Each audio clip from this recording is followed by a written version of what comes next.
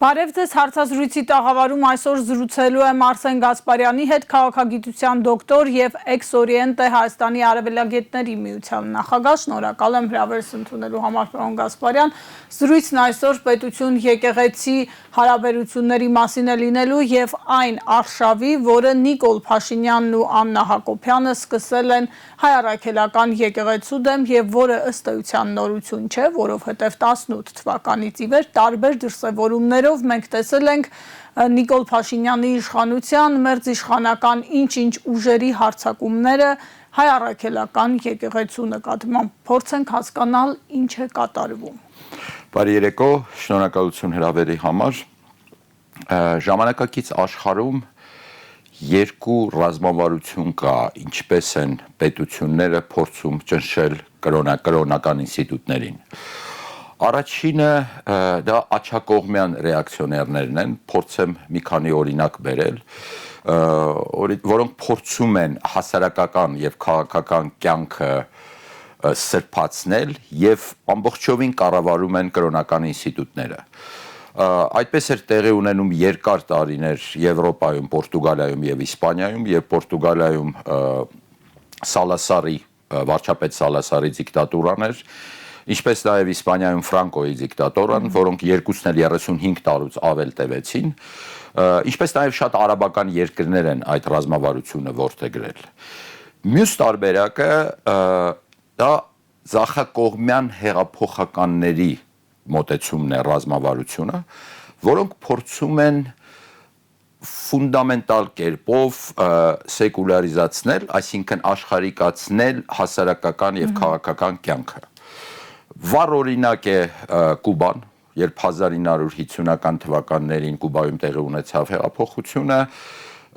եւ հավատացյալ մարդկանց, որպեսզի ավելի լավ պատկերացնենք, հավատացյալ մարդկանց հավասարեցնում էին այն վարակված հիվանդների հետ, որոնց պետք է մեկուսացնել հասարակությունից։ Նույնը կոմունիստական Լեհաստանն էր։ Գիտեք Լեհաստանի համար ինչ նշանակություն ունի կաթոլիկ եկեղեցին։ Համենայն դեպս կոմունիստական Լեհաստանում շատ պաշտոնյաներ հանրային հայտարարություններ էին անում, պնդելով, որ կաթոլիկ եկեղեցին պետք է ոչնչացնել, եւ եթե նույնիսկ չկարողանանք ոչնչացնել, ապա պետք է այնպես անել, որ եկեղեցին ոչ մի վնաս չտա մեզ։ Եվ իհարկե ամենավառ օրինակն է, մի քիչ հետ գնամ եւ անմիջապես վերադառնանք Հայաստան, դա ֆրանսիական հեղափոխությունն է 18-րդ դարի վերջին, ընդ որում այդ աճ եւ ձախ տերմինները քաղաքականության մեջ եկել են հենց ֆրանսիական հեղափոխությունից, որովհետեւ այն ժամանակ Ֆրանսիայի ազգային ժողովում ձախ կողմը նստում էին նրանք, ովքեր միապետությանը դեմ էին, հավասարության կողմնակից էին եւ սկսել էին արշավը քրիստոնեության կաթոլիկ եկեղեցու դեմ մասնավորապես։ Իսկ աճ կողմը նստում էին պահպանողականները։ Ինչ արեցին Յակոբինները ֆրանսիական հեղափոխության ժամանակ 3000-ից ավել հոգևորականներ են սպանել եւ կաթոլիկ եկեղեցու բոլոր տարածքները հանրային աճուրդով վաճառեցին։ 21-րդ դարում ճիշտ է, ձևերը փոխվում են եւ այս հակամարտությունը, որը գոյություն ունի հայ առաքելական եկեղեցու եւ կառավարության միջև, դուք իրավացի եք, սկսել է դեռ 2018 թվականից, մի քանի, ասենք, տարեր փորձենք թվարկել, որպեսզի պատկերացնենք ուր ենք հասել, որովհետեւ ես կարծում եմ սա դեռ շարունակվելու է։ Առաջինը, եթե հիշում եք 18 թվականին շարժում կար, նոր Հայաստան, նոր պատրիարք։ Դրանից հետո ես հիշում եմ կաթողիկոսի դիմումը եւ հայտարարությունը, որպեսզի երկրորդ նախագահին ազատեն առողջության պատճառով եւ առողջական խնդիրների պատճառով, որը նոր հակամարտություն բերեց իշխանությունների եւ հայ առաքելական եկեղեցու միջև։ Հայոց եկեղեցու պատմության առարկան, որը կարծեմ արդեն 2 տարի է դուրս մղվեց դպրոցական ծրագրից, սա մեկ ուրիշ օրինակ։ Այն փորձերը խորհրդարանում եւ կառավարությունում, որ քննարկվում են, որ հայ առաքելական եկեղեցին ավելի շատ հարկեր վճարի կամ փոխեն հարկային պարտավորությունները հայ առաքելական եկեղեցու, չնայած հայ առաքելական եկեղեցին հարյուրավոր միլիոններով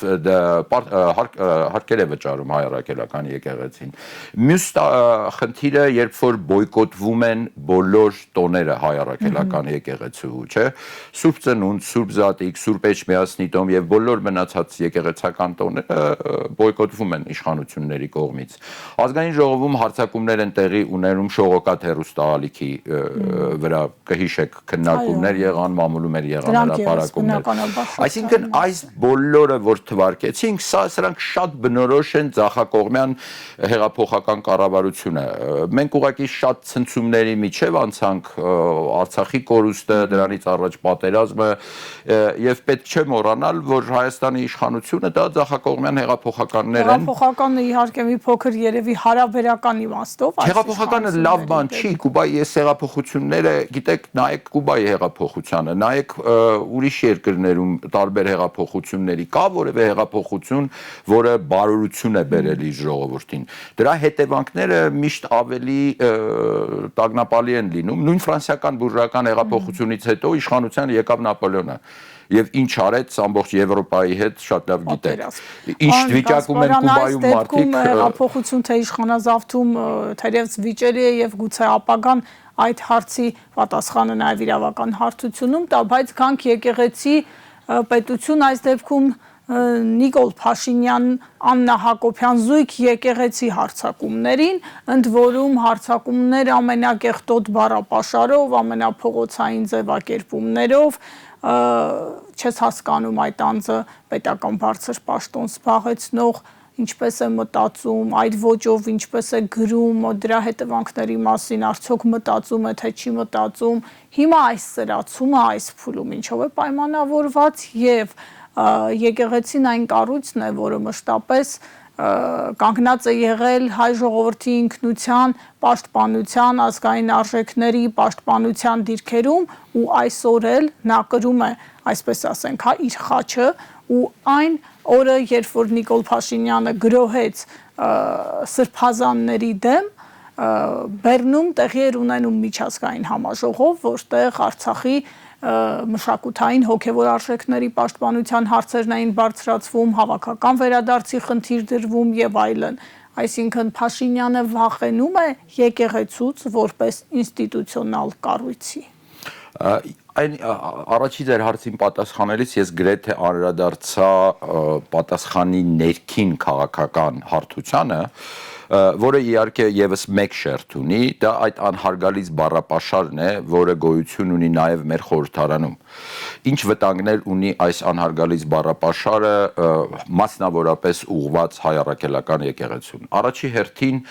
դա հարված է մեր պետության հեղինակությանը։ Շատ լուրջ հարված է, որովհետև նայեք Արգենտինայի նախագահին, փորձեմ մեկ ուրիշ երկրի վրա օրինակ բերեմ, Միլեին, որը նույնպես ունի շատ անհարգալից բառապաշար եւ դա ազդել է արդեն Արգենտինայի երկկողմ հարաբերությունների վրա Իսպանիայի հետ, Բրազիլիայի, Կոլումբիայի, այլ երկրների Լատինական Ամերիկայի։ Շատ օտարերկրյա ներդրումներային ծրագրեր կանգնեցնում են Միլեի բառապաշարի պատճառով։ Սա երկուս։ Երրորդը ֆինանսական հարցերի հետ կապված բանակցություններ Արգենտինայի հետ եւ շատ ուրիշ արտաքին քաղաքական հարցերում Արգենտինան տուժում է այդ անհարգալից բառապաշարի պատճառով նախագահի։ Մեր դեպքում իհարկե, ինչպես ասեցի, դա շատ ուժեղ հարված է պետության հեղինակությանը, որովհետեւ բոլոր դեսպանությունները օտարերկրյա Հայաստանում այդ ամեն ինչը ձայնագրում են, գրում են, ուղարկում են մայրաքաղաքներ, հետո Հայաստանի իշխանությունների հետ օտարերկրյա պատվիրակությունները, երբ որ բանակցում են, գիտեն ում հետ են խոսում։ Մեր հասարակությունը երկրորդը շատ բևեռականացված է արդեն, սա ավելի խորացնելու է այդ բևեռականությունը, երկուս։ Երրորդը սա շատ վտանգավոր ուղերձ է մեր պատանիներին ու երիտասարդներին, որովհետև ինչ պետք է այդ 20-25 տարեկան ավելի երիտասարդ պատանիները ինչ պետք է սովորեն եւ վաղը այդ մարդիկ ասելու են մեզ ինչ ժառանգություն եք թողնում։ Այդ սերունդների խնդիր է, դրա համար դա իմ կարծիքով շատ վտանգավոր ուղերձ է։ Իհարկե ընդհանուր առմամբ սա ունի նաև արտաքին քաղաքական հարթություն, որի մասին կխոսենք Ադրբեջանի եւ Թուրքիայի, ոչ միայն Ադրբեջանի, բայց ես գնահատում եմ սա որպես իշխանություններ հայ առաքելական եկեղեցի կոնֆլիկտի շարունակություն, հայ առաքելական եկեղեցին իր դիրքորոշումը բազմիցս հայտնել է, ես կուզենայի մեկ րոպե ձեր ունկնդիրների համար ընթերցեի Սուրբ Աթոռի դիվանապետ Արշակ arczepiskopos Խաչատրյանի անցյալ տարի ցեղասպանության հիշատակին նվիրված իր ելույթից մի հատված, որը կարծում եմ շատ կարևոր է։ 5 կետ են, շատ արագ կընթերցեմ, ով փորձում է ջնջել կամ կասկածի տակ առնել հայոց ցեղասպանության իսկությունը, նզովյալ պիտի լինի սերնդեսերունդ։ Ով փորձում է ջնջել պատմական մեր հիշողությունը, անիծյալ պիտի լինի նրա ու նրա ընտանիքի անունն ու հիշատակը հավիտենապես։ Ով պայքարում է եկեղեցու դեմ, հավիտենական դատապարտության ու ամոթի խարանով պիտի հիշվի պատմության մեջ։ Ով խարխլում է հայոց ընտանիքի հիմքերը, զրկված պիտի մնա ընտանեկան հարկից եւ ընտանեկան ջերմությունից։ Ով հրաժարվում է հայրենի հողերից,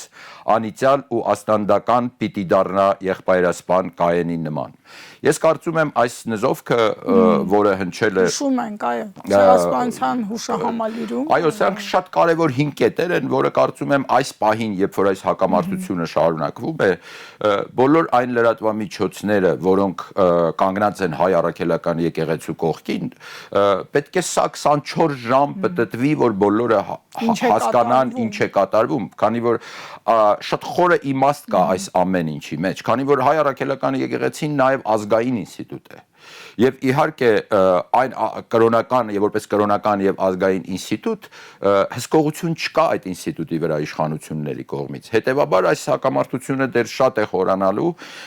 եւ հայ առաքելական եկեղեցու այս դիսկորոշումը պետք է միշտ հիշեցվի մեր ժողովրդին, բոլոր հայերին։ Իհարկե շատ լավ պատգամ կար նաեւ Սուրբ Էջմիածնի մայր տաճարի վերահսկման առիթով վեհապարի ելույթից, որը խոսում է եկեղեցու դեմ հարձակումների մասին, որը կարծում եմ միտումնավոր էր արված։ Այդ մասը վեհապարը միտումնավոր էր մտցրել իր ելույթի մեջ, հասկանալու պատճառով եւ հրավիրել էին իշխանություններին, որպեսզի լսեին այդ մասը կապված հայ առաքելական եկեղեցու վրա հարձակումների հետ կապված։ Պարոն Գասպարյան,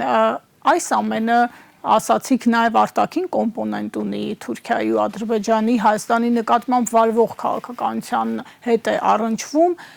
այդ երկրները արդեն խոսել են պայմանական մեջբերում եմ իրենց ռևանշիստների դեմ ներսում պայքարելու մասին, ըստ էության սա հրահանգ է, որը իջեցվել է Նիկոլ Փաշինյանին, տարեսկզբին ասուլիս տվեց Իլհամ Ալիևը եւ ի թիվս այլ հարցերի նաեւ դրա մասին խոսեց, նա նույնիսկ ֆաշիստական ինչ-որ ուժերի մասին էր խոսում, որոնց դեմ պիտի ներսում պայքար մղվի, իսկ մեծ համար գաղտնիք չէ, որ Թուրքիան ու Ադրբեջանը այսպես կոչված ռևանշիստական են համարում հայ առաքելական եկեղեցին, բոլոր այն կառույցները, որոնք հանդես են գալիս ազգային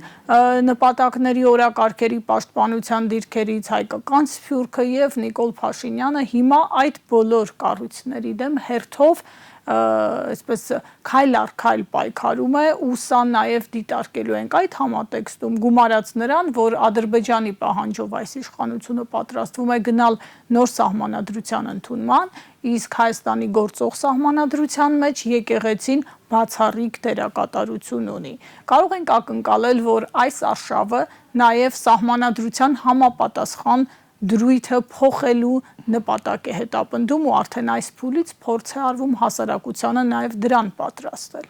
Ես ոչինչ չեմ կարող բացառել, որովհետև տեղի է ունեցել Ադրբեջանի եւ Թուրքիայի ռազմական էքսպանսիա, որը կարծում եմ դեռ շարունակվում է, հաշվի առնելով մեր ինքնիշխան տարածքների օկուպացիան։ Սա մեկ, իսկ նման երկրները, հատկապես Թուրքիան, ռազմական էքսպանսիայից հետո սովորաբար սկսում է քաղաքական էքսպանսիան, այնուհետև էլ տնտեսական էքսպանսիան։ Այս ամեն ինչը ինչ որ դուք թվարկեցիք, դա Թուրքիայի եւ Ադրբեջանի քաղաքական էքսպանսիայի մաս է կազմում։ Տարերը կարող ենք թվարկել, դուք էլ նշեցիք։ Առաջինը սահմանադրության փոփոխություն, այն ինչ որ վերաբերվում է Արցախին եւ բացարձակապես չենք բացառում, որ եկեղեցու հետ կապված այդ հոդվածն էլ կարող է սկսել քննարկվել, հատուկ դերը հայ առաքելական եկեղեցու։ Սա մեկ, ինչ որ վերաբերում է մեր զինանշանին, Արարատին, չէ՞։ Սա երկուս։ Եվ այլն, սրանք Թուրքիայի եւ Ադրբեջանի քաղաքական էքսպանսիայի տարերն են, որ ուզում են բոլոր հարցերը մի անգամից փակել եւ դրա անունը դրել են խաղաղության գործընթաց, բայց խաղաղության գործընթաց ինչպես կարող է լինել, եթե մեր ռազմագերիները, Արցախի նախագահները Ռուբեն Վարդանյանը դեռ գտնվում են ադրբեջանական բանտում։ Սա երկուս, բացի քաղաքական էքսպանսիայից շատ կարևոր է այստեղ հաշվի առնել, որ վերջերս մեկ շաբաթ առաջ Շվեյցարիայում տեղի ունեցավ համաշխարհային եկեղեցիների խորհրդի համաժողով, որին Վեապարն էր մասնակցում, որի թեման էր Արցախի կրոնական, հոգևոր եւ պատմական ժառանգության պահպանումը։ Միաժամանակ կարծեմ թե տեղի էր ունենում քրիստոնեական համերաշխության միջազգային կազմակերպության համաժողովը, որը Շվեյցարիայի խաղաղության նախաձեռնությունն էր, որի մեջ ամենաառաջի տարը Արցախի հայության վերադարձն է Արցախ իրենց բնակության մշտական վայրերը։ Իհարկե այս երկու համաժողովը եւ համաժողովի падգամները, ելույթները եւ հետևանքները չեն կարող անտարբեր թողնել Ադրբեջանին եւ Թուրքիային։ Եվ իրոք հայ առաքելական եկեղեցին միշտ էլ համարել են նրանք ռևանշիստական ինստիտուտ։ Ես նույնիսկ հիշում եմ, երբ 1990-ականների սկզբերին ես աշխատում էի արտգործնախարարությունում, ղեկավարում էի Թուրքիայի բաժինը։ Թուրք դիվանագետների հետ շփվելիս շատ հաճախ նրանք մեզ հարցնում էին, ինչպես եկեղեցին կնայի հարաբերությունների զարգացմանը, երկխոսությանը։ Այն ժամանակ Լևոն Տեր-Պետրոսյանն էր նախագահ, որը նախկինում դասավանդել էր Ճեմարանում, Գևորգյան Ճեմարանում, հայ մատենագրության պատմություն է դասավանդել, նույնիսկ հետաքրքրվում էին ինչ կապեր ունի Հայաստանի նախագահան հայ առաքելական եկեղեցում, եթե դասավանդել է, այդ կառույցի դերը։ Այո, եթե դասավանդել է 6 թե 7 տարի դասավանդել է Ճեմարանում առաջին նախագահ, ինչ կապեր ունի հայ առաքելական եկեղեցու հետ, կարող է եկեղեցու ռևանշիստական մոտեցումը խանգարի այդ երկխոսությանը։ Համենայն դեպս ճշտումներ էին անում, ոչինչ չկար, ուղղակի երկխոսություն կար, սահմանը փակ էր, դիվանագիտական հարաբերություններ էլ ինչպես մինչև հիմա չկար, բայց այդ հարցերը թուրքերն էին մեզանից փորձում ճշտել, որովհետև դրանց համար նշանակություն ունի։ Այսօր էլ իհարկե Թուրքիան եւ Ադրբեջանը հայ առաքելական եկեղեցուն որպես ռևանշիստական ինստիտուտ են դիտարկում եւ չեն էլ թաքցնում, այսինքն մամուլում կա դրա մասին եւ թուրքական եւ ադրբեջանական, ինձ ուղղակի անկեղծ ասած զարմացնում է, որ այս պահին, երբ որ բոլորը իրենց աջակցությունն են հայտնում հայ առաքելական եկեղեցուն, ինչու են լռում հայ կաթոլիկ եկեղեցին եւ հայ բողոքական եկեղեցին, հայ ավետարանչական եկեղեցին։ Չգիտեմ, ես անձամբ որևէ հայտարարություն կամ որևէ խոսք չեմ լսել հայ կաթոլիկ եկեղեցուց կամ հայ ավետարանչական եկեղեցից։ Ինչի եմ դա շեշտում, որովհետև գիտեք 20-րդ դարի երկրորդ կեսին, երբ օրինակ Աֆրիկայի տարբեր երկրներում, Զիմբաբվեում, Զամբիայում կամ Հարավ-Աֆրիկյան Հանրապետությունում կաթոլիկ եկեղեցին պայքարում էր կառավարության դեմ, իշխանությունների դեմ, բոլոր եկեղեցիները աֆրիկյան այդ 3 երկրներում իրենց տարաձայնությունները, իրենց տարբերությունները դնում էին մի կողմ եւ միանում էին կաթոլիկ եկեղեցու հետ։ Շատ զարմանալի է, որ հայ կաթոլիկ եկեղեցին է լռում եւ հայ ավետարանչական եկեղեցին։ Կարծում եմ նրանք էլ պետք է հասկանան, որ այս պահին խոսքը քրիստոնեության մասին է եւ այն արժեքների մասին է, ինչով սերունդներ են դարերով դաստիարակվել Հայաստանում։ Մենք ինչքան էլ վառ պայծառ անձնավորություններ ունենանք մեր պատմության մեջ, ես կարծում եմ կա 4-5 անհատականություն, որոնք տարբերվում են բոլորից։ Դա Գրիգոր Լուսավորիչն է, Տրթատ Թագավորը, Վրամշապու արքան, Մեսրոպ Մաշտոցն ու Սահակ Պարթևը։ Եվ բոլորը հոգևորական։ Այո, բոլորը եւ հոգևորականները եւ արքաները, որոնք գրերի գյուտն են ստեղծել, որոնք քրիստոնեությունն են զարգացրել Հայաստանում, շատ կուզենայի, օրինակ մենք Սուրբ Թարգմանչած տոն ունենք, չգիտես ինչի այդ տոնը միայն հայ առաքելական եկեղեցին է տոնում, դա շատ յուրահատուկ տոն է, որ աշխարհում միայն մենք ունենք, որ Աստվածաշունչը թարգմանողներին սրբացրել ենք եւ տոնը ունենք։ Դա շատ ճիշտ կլինի, որ այդ տոնը Հայաստանում ազատոր լինի եւ պետական տոն լինի, Սուրբ Թարգմանչած տոնը։ Այս արշավով Նիկոլ Փաշինյանը ի վերջո ինչ խնդիր է լուծում, պայքարելով եկեղեցու դեմ, գիտակցելով, որ Հայաստանը մի երկիր է, որտեղ բնակչության մեծամասնությունը առաքելական են, որտեղ եկեղեցին ունի ազդեցիկ դերակատարություն եւ իր առաքելությամբ այդ առաքելությունը շարունակում է նաեւ կրել։ Եկեղեցին թիրախավորելով եւ այդ թիրախավորումը ամենացածր, ամենաշրիշակային մակարդակի հասցնելով, տանելով դեպի սեռական կյանք, տանելով դեպի անկողին, տանելով դեպի նմանատիպ բառապաշար, ինչը նա գրել էր այդ անթույլատրելի սրանով նա ինչ նպատակ է ի վերջո հետապնդում, շատերը ասում են սա ոչ միայն արդեն պետության, այլ ազգի ապամոնտաժման գործընթաց է։ Ինչպես ես ասացի, նման քաղաքական ուժերը մեր զրույցի սկզբում փորձում են եւ փորձելու են հասարակական կյանքը լրիվ աշխարհիկացնեն։ Այս պարագայում հաշվի առնելով նաև պարտությունը պատերազմում եւ Արցախի կորուստը եւ այս իշխանության հարաբերությունները Ադրբեջանի եւ Թուրքիայի հետ, հայ առաքելական եկեղեցին ինստիտուտ է, որը իշխանությունների վերահսկողության տակ չէ, չի ենթարկվում որևէ ինքնուրույն ազգային եւ կրոնական ինստիտուտ է։ Հետևաբար հայ առաքելական եկեղեցու շուրջ համախմբումը այս պահին չափազանց կարևոր է։ Լինեն դա քաղաքական կազմակերպություններ, հասարակական կազմակերպություններ, որովհետև այն բոլոր արժեքները, որը մենք ունենք, սկսած քրիստոնեությունից, մեր այբուբենով, մեր ինքնությունը եւ ամեն ինչը փորձվում է համակարգային ոչնչացման ենթարկել։ Սա համակարգային ոչնչացման մասին է, ես ինչի կարդացի Արշակ Սրբազանի խոսքերը, որովհետև կետ առ կետ նշվում է այնտեղ եւ ցեղասպանության հետ կապված, եւ ընտանիքի ինստիտուտի, եւ մեր պատմության, եւ հայ առաքելական եկեղեցու կարեւորությունը եւ վերաբերմունքը դիրքորոշումը եկեղեցու շատ հստակ ասված է։ Դրա համար ես կարծում եմ, որ այս 5 կետը պետք է միշտ շրջանառության մեջ դրվի, որ բոլորը տեսնեն, քանի որ սա մեր եկեղեցու դիրքորոշումն է եւ ինչքան էլ փորձեն աշխարհիկացնեն Հայաստանի հասարակական կյանքը, միևնույն է, հայ առաքելական եկեղեցու հետևորդները, բոլոր կազմակերպությունները կողքն են կանգնած լինելու հայ եկեղեցու, չի հաջողվելու լրիվ աշխարհիկացնել այն ձևի, ինչպես դա Կուբայում արեցին։ Ես պատահական չէր, որ Կուբայի օրինակը բերեցի, դա շատ ցավալի էր, երբ որ ես տեսա ինչպես են վերաբերվում հավատացյալներին հեղափոխական Կուբայում։ Ինչպես են հիվանդներին վարակված, մեկուսացնում ու դրա համար այդ խեղճ կուբացիները, երբ որ գալիս են հարավային Ֆլորիդա Միացյալ Նահանգներ, շունչ են քաշում ու առաջինը եկեղեցի են գնում։ Նույն բանը չեմ կարծում մեր երկրում հնարավոր է անել։ Դա ուղղակի պայքարի մի մասն է, որը եւ այդ հակամարտության մի մասն է, եւ հնարավոր չէ եկեղեցուն հաղթել։ Դա բացառվում է, որտեղ եկեղեցին իշխանությունների հետ չի մրցում։ Մրցելու հարց չունի, եկեղեցին շատ բարձր է։ Հաղթում կամ պարտվում են, երբ որ երկուսը մրցում են։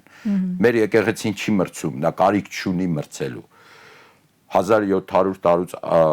ավել եկեղեցին գոյություն ունի որպես համար մեկ կրոնական եւ ազգային ինստիտուտ